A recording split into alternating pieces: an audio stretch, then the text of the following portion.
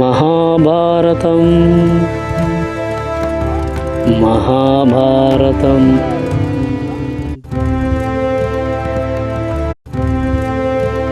మహాభారతం వేదవ్యాసుడు రచించిన ప్రపంచంలోనే అతిపెద్ద పురాతన ఇతిహాసం. హస్తినాపుర సింహాసనం కోసం పాండవులు ధర్మం మరియు కౌరవులు అధర్మం మధ్య జరిగిన కురుక్షేత్ర యుద్ధాన్ని వివరిస్తుంది. 18 పర్వాలుగా ఉన్న ఈ కథ శ్రీకృష్ణుని మార్గదర్శకత్వంలో ధర్మానికి విజయం ఎలా దక్కుతుందో తెలుపుతూ భగవద్గీతను కూడా తనలో ఇమిడ్చుకుంది. మహాభారతం 8వ భాగం. ధర్మరాజు శ్రీకృష్ణునకు అగ్రపూజ ఇచ్చినందుకు శిశుపాలుడు ధర్మరాజును దండించుట. నీవు సగౌరవంగా ఆహ్వానించి తెచ్చిన ఈ రాజులందరినీ నిర్లక్ష్యం చేసి వాళ్ళను కోరి అగౌరవపరిచి నీవు అగ్రపూజను ఒక అనామకుడు అయిన పశువుల కాపరికి చేశావు.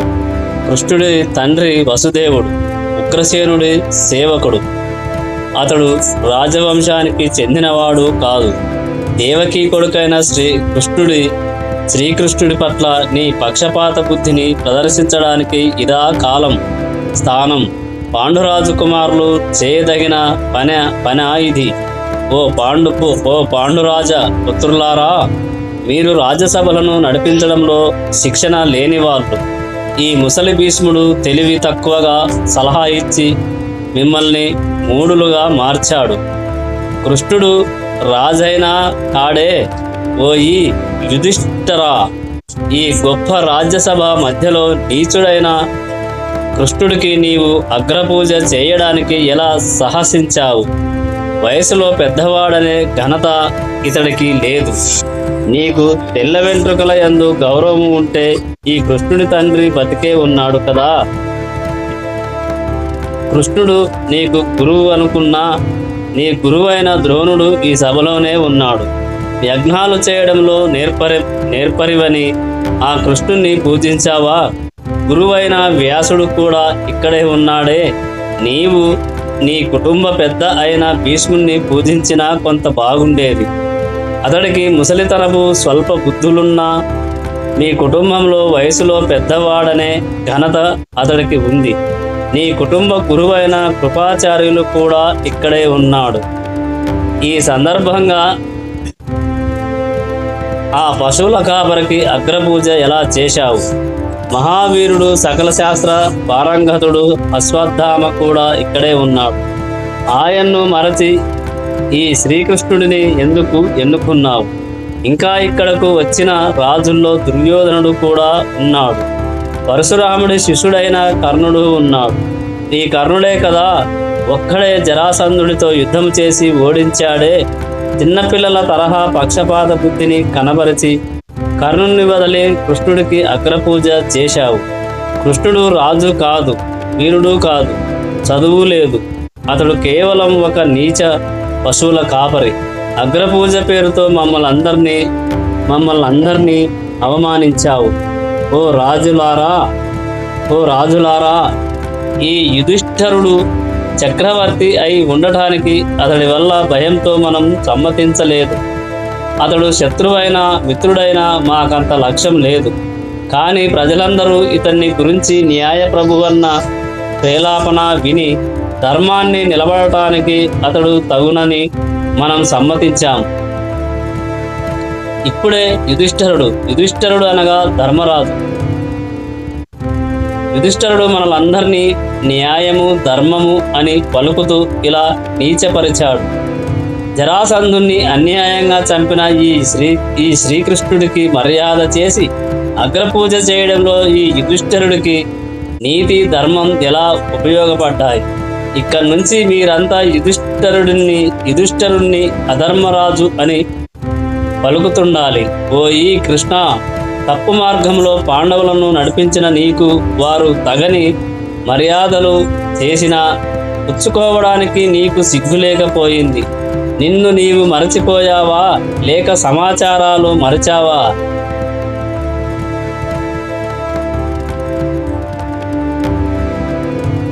ఎవరికి అక్కరలేని ఆహారాన్ని ఒక కుక్క దొంగలించినట్లు నీవు దాన్ని అనుసరించావా? ఈ జరిగిన నాటకమంతా ఓ విధంగా నిన్ను ఈసడించి వెక్కిరించి అవమానపరచడానికని నీకు తెలియదా? అందమైన వస్తువులను గుడ్డివాడికి చూపడం, నపంసకుడికి కన్నెనిచ్చి పెళ్లి చేయడం వంటి వెక్కిరింపు పనులు లాంటివే ఇవి కూడా. అలాగే ఈ రాజమర్యాదలు నిశ్చయంగా నిన్ను నీచపరచడానికే జరిగాయి. కాబోయే చక్రవర్తి అయ్యే యుధిష్ఠిరుడు అనగా ధర్మరాజు, యుధిష్ఠిరుడు ముసలివాడు అయినందున బుద్ధి చలించిన భీష్ముడు, ఈ నీచుడైన కృష్ణుడు, ఈ ముగ్గురు ఒకే రకం వారు. ఈ పరుష మాటలు అని శిశుపాలుడు తన ఆసనం నుంచి లేచి ఈ కార్యక్రమం ఇష్టం లేని పలువురు రాజులతో కలిసి సభాభవనం నుంచి బయటకు వెళ్ళాడు. యుధిష్ఠిరుడు వారి వెంట వెళ్ళి వారిని శాంతింపజేసేందుకు ప్రయత్నించాడు. కానీ వారందరూ ఆయనపై మిక్కిలి కోపం ప్రదర్శించి అక్కడి నుంచి వెళ్ళిపోయారు. శిశుపాలుడి డాంబిక చెడు ప్రేలాపనలు మరింత పెరిగాయి. దీంతో శ్రీకృష్ణుడు శిశుపాలుడి మధ్య పెద్ద జగడం వచ్చింది. ఆ సందర్భంగా జరిగిన యుద్ధంలో శిశుపాలుడు మరణించాడు. రాజసూయ యాగం పూర్తి అయింది. యుధిష్ఠిరుణ్ణి చక్రవర్తిగా అందరూ ఆమోదించారు. యుధిష్ఠిరుడు అనగా ధర్మరాజు, ధర్మరాజును చక్రవర్తిగా అందరూ ఆదరించారు. శకుని దుర్యోధనుడు. అధ్యాయం 22. శకుని ఆగమనం. రాజసూయ యాగం అనంతరం రాజకుమారులు, బ్రాహ్మణులు, పెద్దలు యజ్ఞాన్ని చూడటానికి వచ్చిన అందరూ సెలవు చెప్పి తమ ప్రాంతాలకు వెళ్ళిపోయారు. వ్యాసుడు కూడా వీడ్కోలు చెప్పడానికి వచ్చాడు. యుధిష్ఠిరుడు అనగా ధర్మరాజు లేచి నిలబడి ఆయనకు ఉచిత మర్యాద చేసి పక్కనే కూర్చున్నాడు. ధర్మరాజుని ఉద్దేశించి, ఓ కుంతి కుమారా, నీకు చక్రవర్తి బిరుదు వచ్చింది. అది నీకు తగినదే. నీ ద్వారా ఈ కురువంశం ఇంకా గొప్ప ఖ్యాతి చెందుతుంది. నేను నా ఆశ్రమానికి పోవడానికి అనుమతి ఇవ్వండి అన్నాడు. యుధిష్ఠిరుడు కుటుంబ పెద్ద గురువు అయిన వ్యాసుడి పాదాలు స్పృశించి, ఓ మహానీయా, నాకున్న భయాన్ని, వేదనను నీవే నివారింపగలవు. శకునాల వల్ల ముందు జరిగే కొన్ని గొప్ప అంశాలను బుద్ధిమంతులు చెప్తారు. ఈ సందర్భంగా శిశుపాలుడి మరణంతో జరగబోయే కార్యాలన్నీ జరిగాయా లేక ఇంకా ఏమైనా ఉన్నాయా అన్నాడు. దీనికి వ్యాసుడు, కుమారా, రాగల 13 సంవత్సరాలు అనేక కష్టాలు, విచారాలతో నిండి ఉంది. శకునాన్ని ప్రశ్నను చూడగా క్షత్రియ వంశ నాశనం కనబడుతోంది. ఇది శిశుపాలుడి మరణంతోనే ఆగేది కాదు. 100 మంది రాజులు మరణిస్తారు. పురాతన రాజ్య క్రమం, నీతి అన్నీ పోతాయి. ఈ ఘోర విపత్తు దశలో పాండవులైన మీకు, నీ జాతి అన్నదమ్ములైన ధృతరాష్ట్రులకు నడుమ శత్రుత్వం ఏర్పడగలదు. ఈ శత్రుత్వం క్షత్రియ వంశ నాశనంతో అంతరిస్తుంది. జరగబోయేది ఎవ్వరూ అడ్డుకోలేరు. కనుక నీవు ధర్మ మార్గాన్ని అనుసరించు. బహు జాగ్రత్తతో రాజ్యపాలన చేయి అంటూ వ్యాసుడు ధర్మరాజుని ఆశీర్వదించి వెళ్ళాడు. వ్యాసుడి మాటలు యుధిష్ఠిరుణ్ణి దుఃఖంలో ముంచాయి. యుధిష్ఠిరుడు అనగా ధర్మరాజును దుఃఖంలో ముంచాయి. ఈ ప్రాపంచిక ఆశలు, వైభవాలపై అసహ్యత ఏర్పడింది. ఎవరూ నివారింప శక్యంగాని క్షత్రియ వంశనాశనం గురించి వ్యాసుడు చెప్పిన విషయాన్ని తన అన్నదమ్ములతో చెప్పాడు. యుధిష్ఠిరుడు జీవించి ఉండటమే ఒక క్లిష్టమైన సమస్య అని, తనకు రాగల స్థితిగతులన్నీ క్రూరమైనవని, సహింపరానివని భావిస్తున్నాడు. అర్జునుడు కల్పించుకొని, నీవు రాజు, ఆందోళన చెందడం సరికాదు. రాబోయే పరిస్థితుల్ని ధైర్యంగా ఎదుర్కొంటూ మనం చేయాల్సిన కార్యాలను మనం చేద్దాం అన్నాడు. దానికి యుధిష్ఠిరుడు, తమ్ముళ్ళారా, దైవం మనల్ని రక్షించి మనకు జ్ఞానం ఇచ్చుగాక. నేను రాబోయే 13 ఏళ్లలో నా అన్నదమ్ములతో గాని బంధువులతో గాని కఠినంగా మాట్లాడనని శపథం చేస్తున్నాను. ఏ విధమైన ఏ విధమైన వివాదాంశాల జోలికి పోను. శత్రుత్వానికి మూలమైన కోపానికి తగవులకు తావివ్వను. ఇందుకు నేను సర్వదా ప్రయత్నిస్తాను. వ్యాస భగవానుడు సూచనలను ఈ విధంగా మనం ఉపయోగిద్దాం అన్నాడు యుధిష్ఠిరుడు. ఆయన తమ్ముళ్ళు కూడా ఇందుకు ఒప్పుకున్నారు. దుర్యోధనుడి చెడుకు కారకుడైన శకుని దురాలోచనతో యుధిష్ఠిరుడు జూదానికి తీసుకురాబడ్డాడు. అతడితో ఆడిన మాయా జూదమే రక్తసిక్త కురుక్షేత్ర యుద్ధభూమిపై జరిగిన ఘోర మరణకాండకు చెడుకు మూల కారణమైంది. ఈ జూదం ద్వారా చెడు వస్తుందని తెలిసిన ఆ పని చేయడానికి బుద్ధిమంతుడైన యుధిష్ఠిరుడు తాను అందులో దిగుబడటానికి ఎలాంటి అవకాశమిచ్చాడు. దీనికి ముఖ్య కారణం తన అన్నదమ్ములైన ధృతరాష్ట్రులతో వారి మాటలకు ఎదురు చెప్పి జగడం రాకుండా చేయడానికే, ఈ ప్రకారం చేయడానికి ఇదివరకే యుధిష్ఠిరుడు నిశ్చయించాడు. అదీకాక స్నేహపూర్వక జూదానికి ఆహ్వానం నిరాకరించకూడదు. అప్పటికి ఆ రాజ్య మర్యాదలను అనుసరించి ఉభయపక్షాల వారికి సమాన లాభాలు కలిగే ఆటను ఆడటానికి ఒప్పుకోవడం ఒక మర్యాదగా ఉండేది.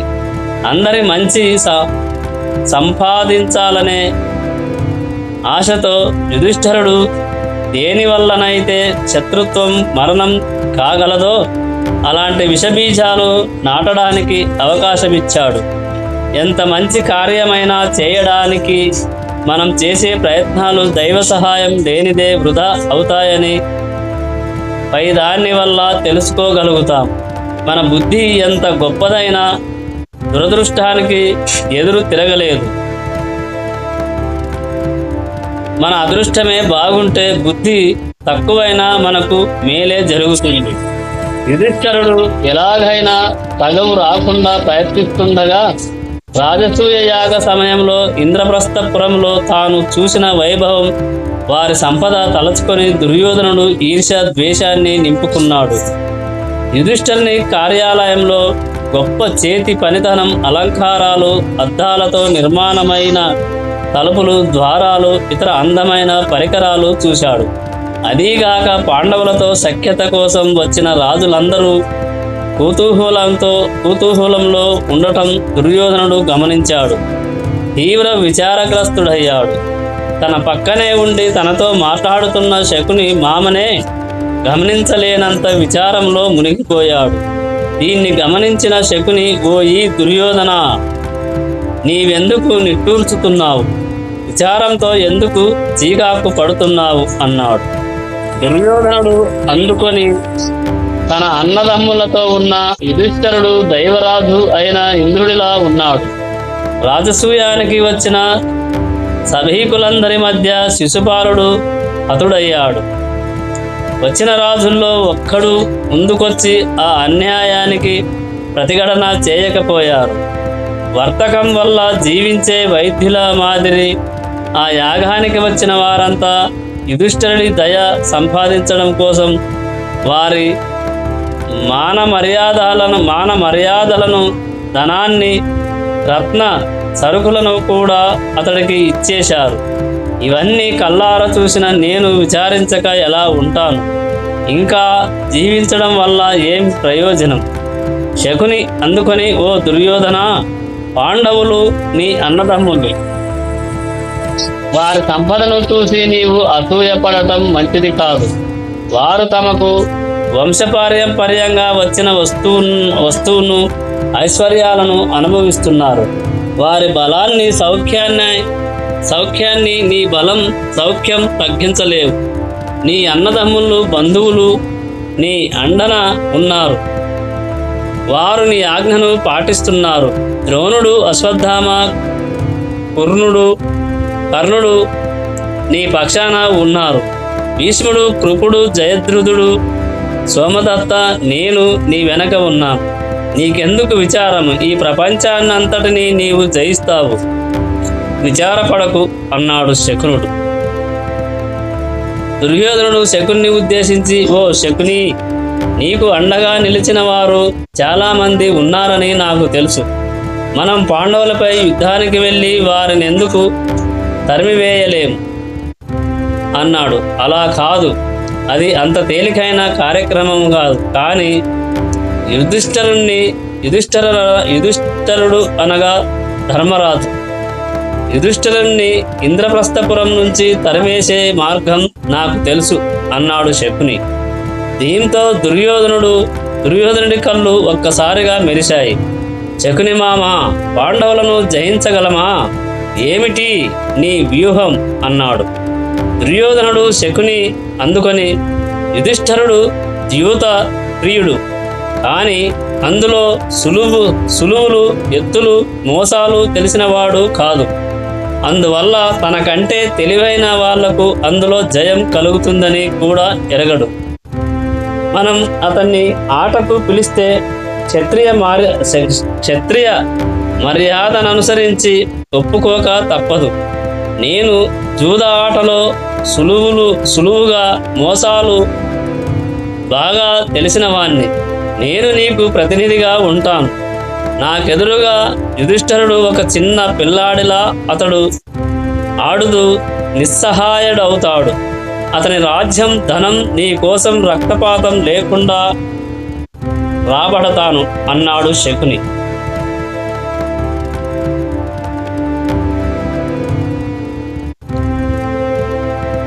జూదానికి ఆహ్వానం.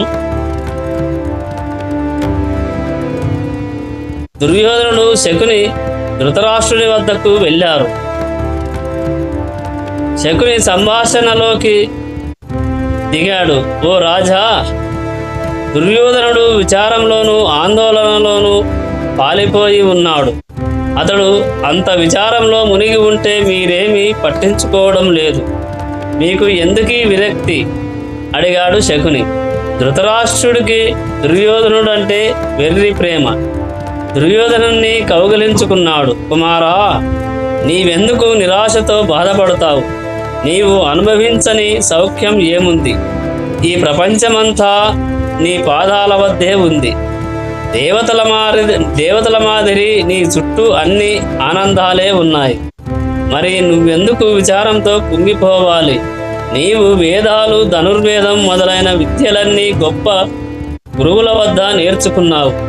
నాకు పెద్ద కుమారుడవు అయినందువల్ల నీవు రాజ్యాధికారివి అయ్యావు. ఇంకా నీవు కోరేదేమిటి? నాకు చెప్పు అడిగాడు ధృతరాష్ట్రుడు దుర్యోధనుణ్ణి. తండ్రి, గొప్ప బీద అయిన ఇతరుల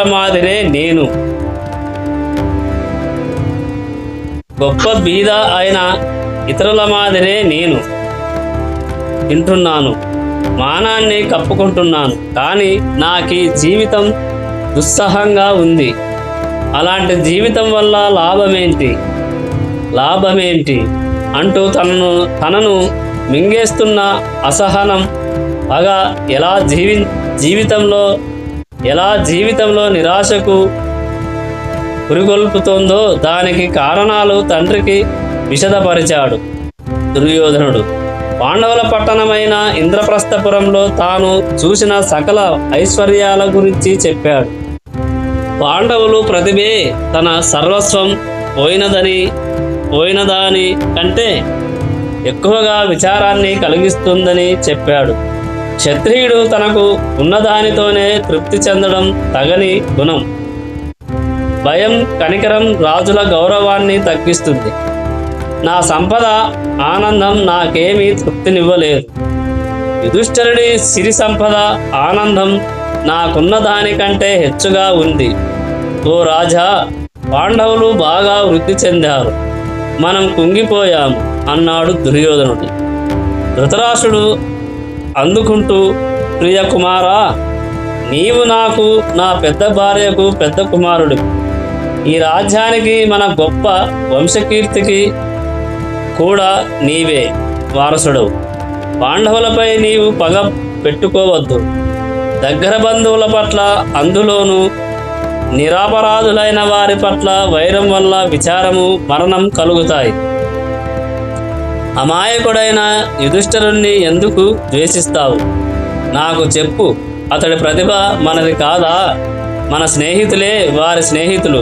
మన పట్ల అతడికి ఎంత మాత్రము అసూయ లేదు. వీరత్వంలోనూ వంశఘనతలోనూ అతనికి నీవు సమానుడవే. నీ సోదరుడిపై ఎందుకు ఓర్వలేనితనం? అలా వద్దు, నువ్వు అసహనాన్ని వీడాలి అని ధృతరాష్ట్రుడు చెప్పాడు. తండ్రి చెప్పిన మాటలు దుర్యోధనుడికి రుచించలేదు. ప్రపంచ జ్ఞానం లేని మనిషి ఎంత విద్య నేర్చినా ప్రయోజనం ఉండదు. మంచి రుచికరమైన పదార్థాల్లో ఉండే గరిటెకు దాని రుచి తెలియదు. ఆ పదార్థం వల్ల గరిటెకు ఏమీ ఉపయోగం లేదు.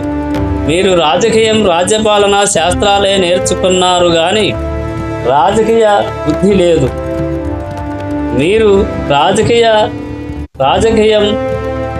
రాజకీయం రాజ్యపాలన శాస్త్రాలే నేర్చుకున్నారు కానీ రాజకీయ బుద్ధి విశేషాలు మీకు ఉన్నట్లు కనిపించదు. ప్రపంచ మార్గం ఓ తీరుగా, రాజ్యపాలన మరో తీరుగా ఉంటాయి.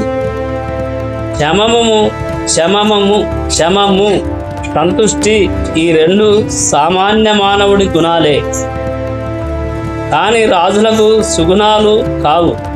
క్షత్రియుడి కర్తవ్యం ఎల్లప్పుడూ ఇతరులపై విజయం సాధించడమే అయి ఉండాలి.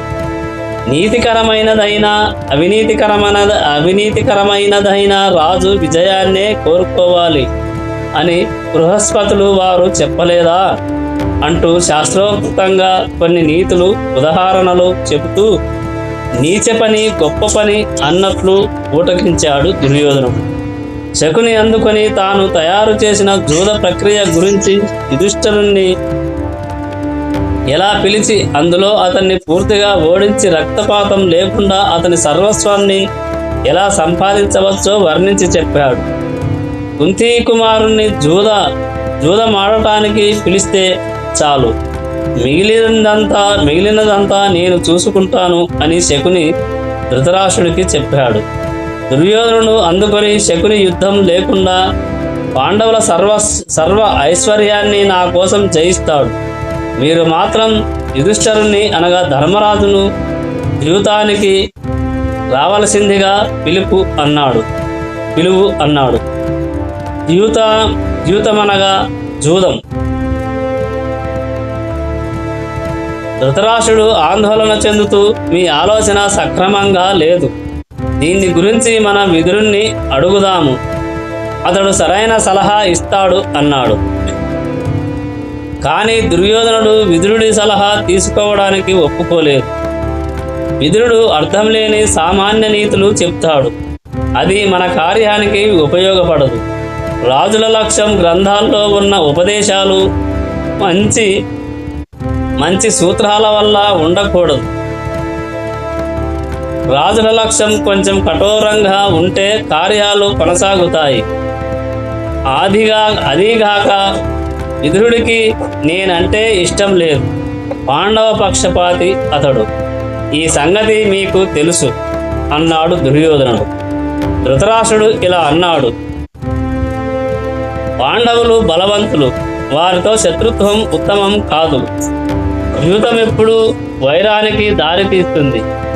ఆ ఆట వల్ల కలిగే ఉద్రేకాలకు మితం ఉండదు. కనుక మనం ఆ పని చేయకూడదు. ఇలా హితవు పలికాడు ధృతరాష్ట్రుడు. కానీ దుర్యోధనుడు పట్టు విడవలేదు. తండ్రిని తొందర చేస్తూనే ఉన్నాడు. భయం వదిలేసి తన ప్రయత్నంతో కార్యాన్ని సఫలం చేయడమే రాజతంత్రం అంటే. ప్రస్తుతం మనం వారికంటే ఎక్కువ బలం కలిగి ఉన్నప్పుడు కార్యానికి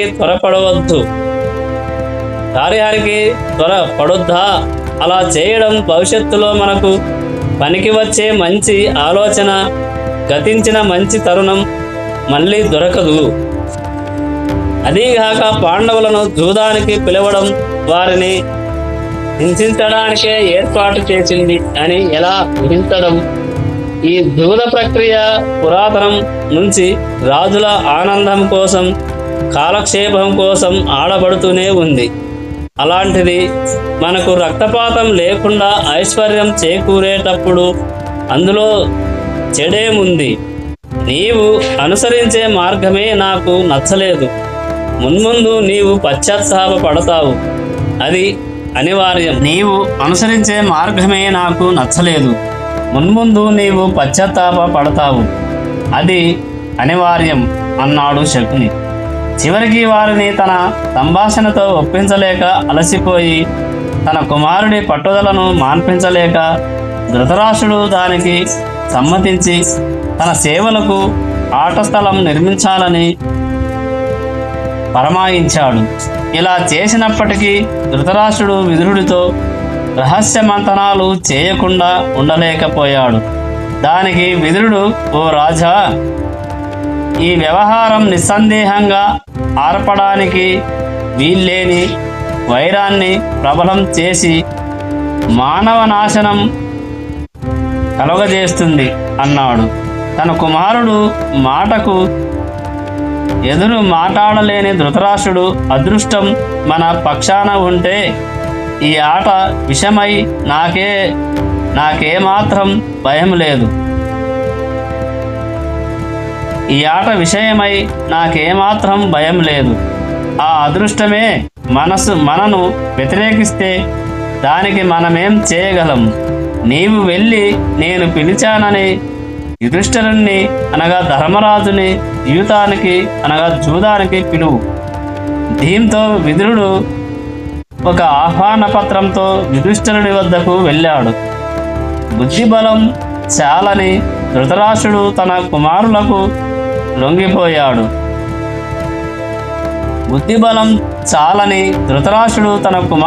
లొంగిపోయాడు.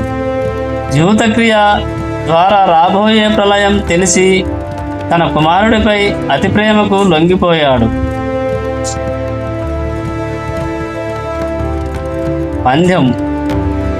జీవిత పందెం. విదురుణ్ణి చూడటంతోనే యుధిష్ఠిరుడు, హస్తినాపురంలో మన బంధువులందరూ కులాసగా ఉన్నారా? రాజు కుమారులు కుశలమే కదా? అవును, ఏమిటి నీవు విచారంగా ఉన్నావు అన్నాడు. విదురుడు తన రాకకు కారణం చెప్పాడు. హస్తినలో అందరూ కుశలమే, మీరెలా ఉన్నారు? ధృతరాష్ట్రుని పక్షాన వారు కొత్తగా నిర్మించిన కేలి మందిరాన్ని చూడటానికి నిన్ను ఆహ్వానించడానికి వచ్చాను. మీరు కట్టించిన దాని మాదిరిగానే అక్కడ కూడా ఒక అందమైన గృహాన్ని కట్టించారు. నీవు నీ అన్నదమ్ములతో అక్కడికి వచ్చి అన్నీ చూసి జీవితంలో కొంతసేపు ఆనందించి మరలా మీరు ఇంద్రప్రస్థపురానికి రావచ్చు. ఇది ధృతరాష్ట్రుని కోరిక అని చెప్పాడు విదురుడు. కేలి మందిరాన్ని చూస్తాము, కానీ పందెం వంటి ఆడే ఆటలు క్షత్రియుల్లో జగడాలు పుట్టిస్తాయి. బుద్ధిమంతుడైన వాడు వీలైనంత వరకు ఇలాంటి ఆటల్లో పాల్గొనడు. నేనేమి చెబితే అదే చేస్తాను, నీవేమి చెబితే అదే చేస్తాను.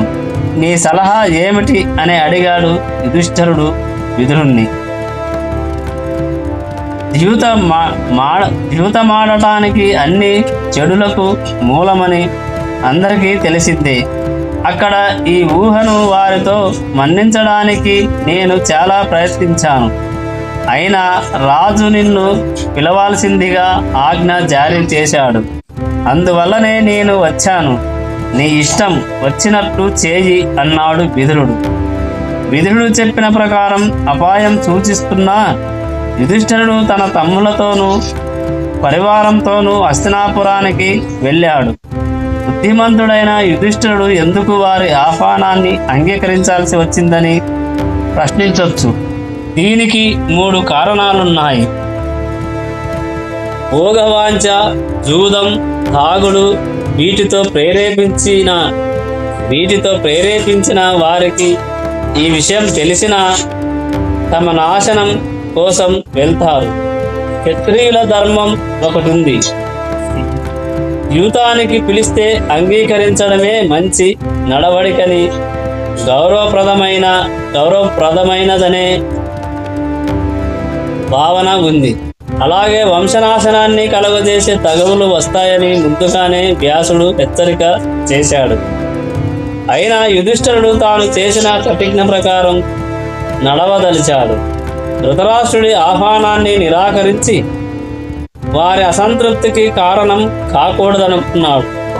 వీటితో పాటు స్వతసిద్ధమైన యుధిష్ఠిరుడి తత్వం కూడా హస్తినాపురం వెళ్ళడానికి కారణమైంది. పాండవులను వారి పరివారాన్ని ఒక గొప్ప మందిరంలో ఉంచారు. ఆ రోజు యుధిష్ఠిరుడు ప్రయాణ బడలిక తీర్చుకున్నాడు.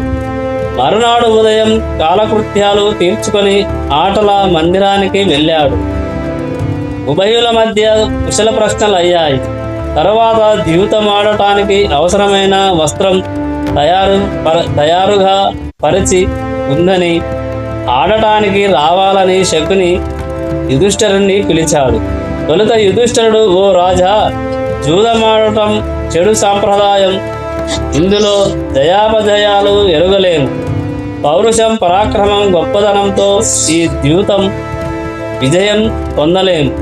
అసీతుడు, దేవనుడు మొదలైన జ్ఞానులు, ఋషులు, ప్రపంచాన్ని బాగా ఎరిగిన వారు దగా చేయడానికి చాలా అవకాశం ఉంటుంది కనుక ద్యూతం ఆడకూడదన్నారు. క్షత్రియుడికి యుద్ధంలో గెలుపొందడమే సముచిత మార్గమని కూడా వారు చెప్పారు. ఈ సంగతి నీకు తెలియంది కాదు అన్నాడు. ఇలా యుధిష్ఠిరుడు ధర్మసూత్రాలు చెప్పుతున్నప్పటికీ ద్యూతం కాస్త ఆసక్తి కలిగి ఉన్నాడు. అతడి హృదయాంతరాలం ధర్మాధర్మాలను తొక్కిపెట్టే ద్యూతానికే మొగ్గు చూపుతుంది. సూక్ష్మగ్రహి శకుని దీన్ని కనిపెట్టాడు. ద్యూతంలో తప్పేముంది, నిశ్చయంగా యుద్ధమైన అంతే. వేదాధ్యయనాలు చేసిన వాళ్ళు చేసే వాద ప్రతివాదాలు అంతే. చదువుకున్నవాడు చదువు లేని వాణ్ణి జయిస్తాడు. ప్రభావవంతమైన వాడు ఎప్పుడూ గెలుస్తాడు. మనం ఆడబోయే ఈ జూదం ఎవరి సామర్థ్యంతో తెలుసుకోవడానికి ఏర్పాటు చేసిందే గాని ఇందులో దోషమేమీ లేదే. పర్యావసానం గురించా? ప్రతి కార్యంలోనూ సామర్థ్యం ఉన్నవాడు సామర్థ్యం లేనివాణ్ణి జయిస్తాడు. అలాగే ఈ జూదం కూడా. కానీ నీవు భయపడితే ఆడనవసరం లేదు. అంతేగాని పురాతనమైన న్యాయము, అన్యాయము, తప్పు ఒప్పు అనే మాటలు అనకు అన్నాడు శకుని. యుధిష్ఠిరుణ్ణి ముగ్గులోకి దించడానికి, సరే, నాతో ఎవరు ఆడతారు అడిగాడు యుధిష్ఠిరుడు. దుర్యోధనుడు అందుకొని, ఈ ఆట ఆడటానికి కావలసిన ధనం, రత్నాలు మొదలైనవి ఇవ్వడం నా వంతు. నా మామ శకుని నా పక్షాన పాచికలు వేస్తాడు అన్నాడు. అయితే యుధిష్ఠిరుడు నేరుగా దుర్యోధనుడితో ఆడితే అతన్ని సులువుగా జయించేవాణ్ణి అనుకున్నాడు మనసులో. శకుని అయితే అది వేరుగా ఉంటుంది. ఈ ఆటలో శకునిది అందెవేసిన చెయ్యి. యుధిష్ఠిరుడు కాస్త జంకాడు. ఒకరి పక్షాన మరొకరు ఆడటం ఆచారం కాదనే నా తలంపు అని బయటకు అన్నాడు యుధిష్ఠిరుడు. ఇక మిగతాది రేపటి వీడియోలో తెలుసుకుందాం. ఓం నమో నారాయణ.